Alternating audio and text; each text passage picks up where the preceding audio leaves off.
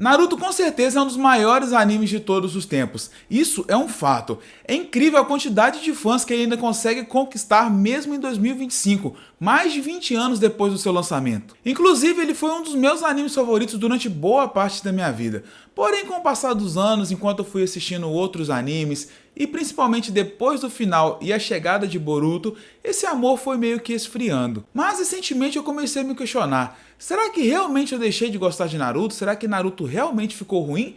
Ou só eu que fiquei chato? Por isso então que eu resolvi fazer uma experiência de reassistir todo o anime desde o início. E eu convido você a me acompanhar nessa jornada, porque além de reassistir, eu vou fazer uma análise detalhada saga por saga da minha experiência reassistindo Naruto depois de 12 anos. Oi, eu sou o Jacão e cara, se você curte animes e é a sua primeira vez aqui no canal, na verdade é a minha primeira vez também porque esse é meu primeiro vídeo. Então se inscreve aí, curte o vídeo, manda o vídeo para os seus amigos, ative o sininho, faz tudo aquilo que você sabe que tem que fazer num canal no YouTube para poder me apoiar nesse início de projeto. Fechou? Assim como boa parte da galera da minha geração, que tem entre 25 e 30 anos, eu conheci Naruto através do SBT, lá no Bom Dia e Companhia. E logo de cara, quando eu comecei a assistir os primeiros episódios, eu já percebi que ele era um desenho diferente, porque pra mim até então era tudo desenho, eu ainda não conhecia o conceito de anime. E foi incrível perceber que mesmo sem assistir esse início por muitos anos, eu ainda lembro de cada detalhe. Também aquele começo do quarto Hokage enfrentando a Kyuubi é muito icônico, não tem como esquecer. E o primeiro episódio faz muito bem o papel de apresentar o Naruto pra gente. É um garoto órfão, solitário, que sofre muito a vida toda, porém, ainda assim é muito divertido, extrovertido, tem um sonho muito bem definido que é o de se tornar Hokage e faz de tudo para poder chamar a atenção. Cara, é impossível não gostar desse personagem logo de cara. E isso faz com que a gente torça pelo Naruto desde o começo, a gente quer que ele se dê bem. Porém, o início dele na academia não é nada fácil.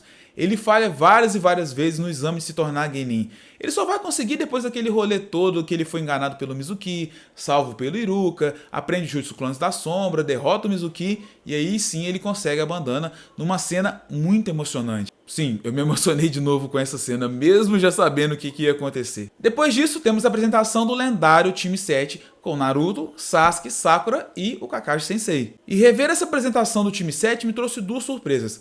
Primeiro, que eu não lembrava que a Sakura era tão irritante no começo. Ela toda hora tá menosprezando o Naruto, zoando ele pelo fato dele ser sozinho.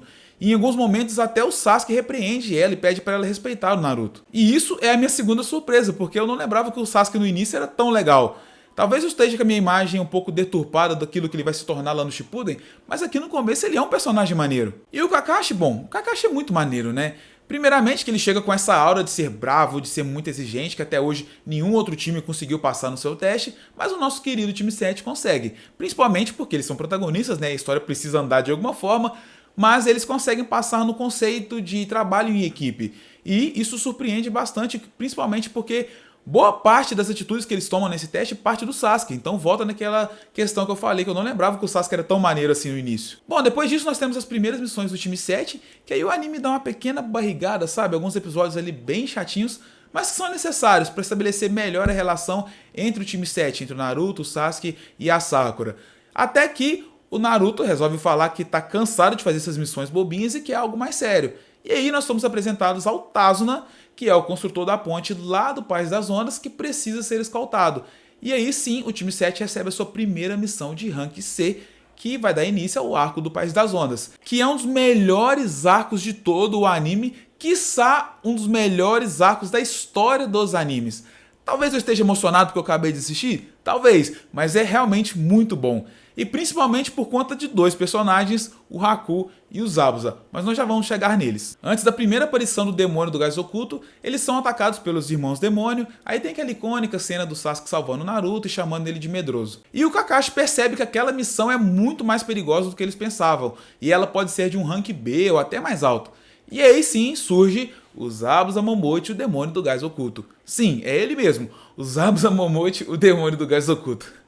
Eu não podia deixar de falar isso, cara. E essa primeira luta contra o Zabuza é muito boa, porque nós temos aqui a primeira vez do Kakashi lutando sério, a aparição do Sharingan, o trabalho em equipe do Naruto e do Sasuke, que é sensacional, Aquela cena do Naruto se transformando numa Shuriken, tacando pro Sasuke, o Sasuke jogando a Shuriken, o Zabuza desviando, o Naruto voltando a ser Naruto e tacando a kunai no Zabuza pra poder libertar o Kakashi que estava preso numa bolha de água, é espetacular. Depois de uma luta bem frenética, eles conseguem derrotar o Zabuza e aí então aparece um ninja um tanto quanto misterioso para pegar o corpo do vilão e levar embora. Que eu não preciso fazer mistério para ninguém, que todo mundo sabe que é o Haku, que é um aliado do Zabuza e foi o primeiro bait dos animes para muita gente.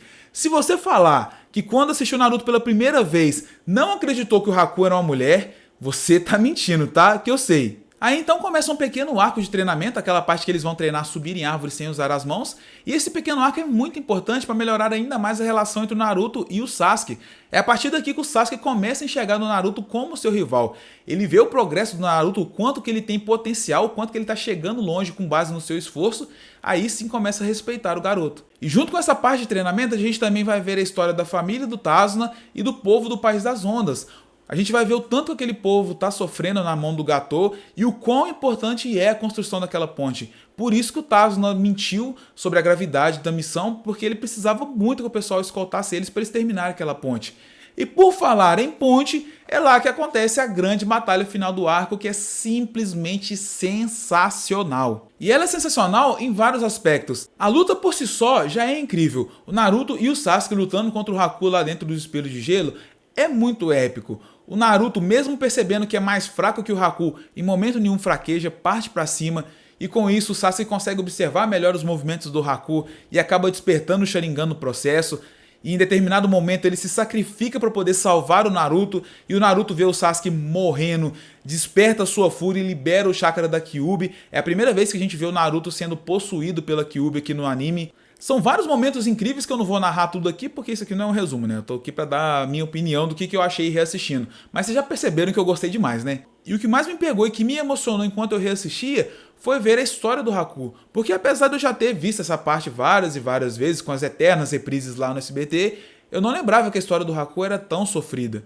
E ainda soma com o fato que ele se sacrifica para poder salvar os Zabuza enfiando na frente do Chidori do Kakashi, partiu meu coração completamente. E pra piorar, quer dizer, pra melhorar, a gente ainda tem os Zabuza chorando pela morte do Haku depois do primeiro discurso no jutsu do Naruto, os Zabuza enfrentando os capangas do Gato para se redimir um pouco e depois morrendo ao lado do Haku, enquanto cai a neve, toca a música triste do Naruto, aí já foi, acabou comigo. E foi como eu disse antes, esse arco é tão icônico principalmente por conta desses dois personagens, o Haku e o Zabuza. É só você ver, esse arco foi lançado há mais de 20 anos atrás. Nós estamos falando dos episódios 18 e 19 do anime. E até hoje, todo mundo ainda lembra desses dois, pra você ver o quão incrível foi esse arco. Sem falar que esse arco como um todo foi muito importante pro personagem Naruto.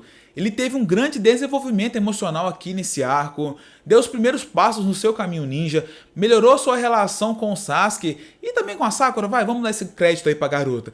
Enfim, ele pavimentou muita coisa que veio a ser desenvolvida depois no anime. E por falar em depois, eu já tô muito empolgado em continuar assistindo, ainda mais que eu sei que o próximo arco é o arco do Exame Chunin, eu sei as coisas épicas que acontecem lá. Pô, temos Rock Lee versus Gaara. Não preciso de mais nada para ficar empolgado para continuar assistindo.